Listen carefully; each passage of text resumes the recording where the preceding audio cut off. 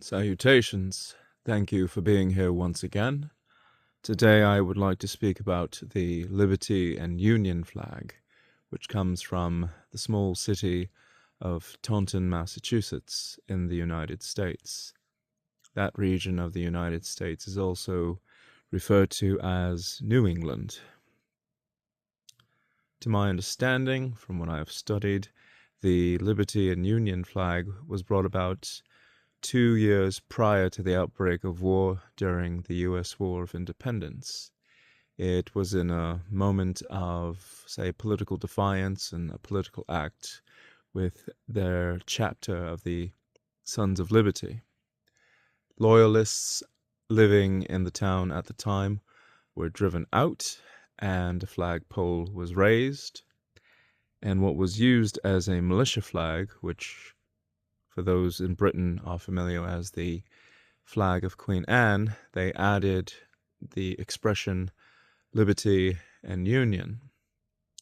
Now, whether or not anyone in England, let alone anyone of government position, ever knew of this political act is not known, but I doubt that they did know. But all the same, it was an act of defiance that certainly probably made them feel good.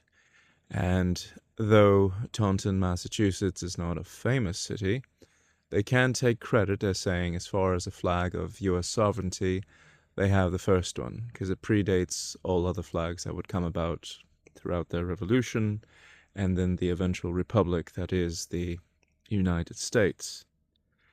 So if you wonder why I speak of this, it's because of the words on that flag that I believe speak to how English speakers view ourselves, even to how we structure our societies, liberty and union. It's almost like a yin and yang.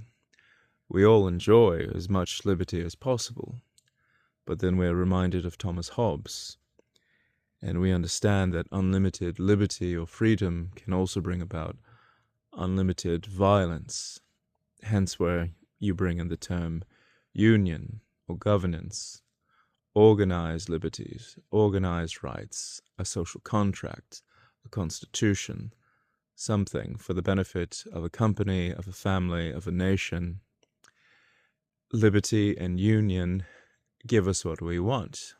We do want as much freedom as possible in all of our English-speaking societies, but we do want to be able to depend on each other in moments of crisis. We do look to government for particular things that the individual could never fully do, and they are to balance each other. Of course, government can become overbearing, oppressive, and it has to be checked by liberty. And too much liberty, of course, even in the individual, can bring one to self-destructive behavior. So, I would be happy to read your thoughts on the expression liberty and union, if you feel that that does describe the character, not all, but perhaps a big portion of the character of English speakers, or if you personally believe that liberty and union in your own life or in a country is necessary to balance things out. So I would like to thank those upstart revolutionaries of centuries ago, and perhaps they were more poetic than they intended to be. As always, thank you for listening to this. For those of speakers of the English language, I'm very happy you are out there. I feel I am in fraternity with you, and may we continue in our cultures, countries, and creeds. Thank you as always.